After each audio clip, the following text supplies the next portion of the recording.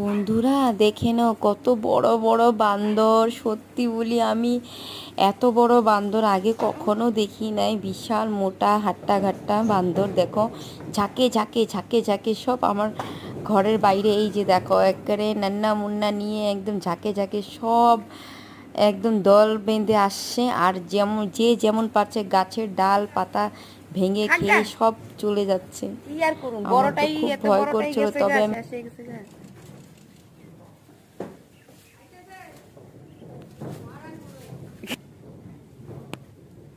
কত বড় দেখছো, বিশাল বড় কিন্তু।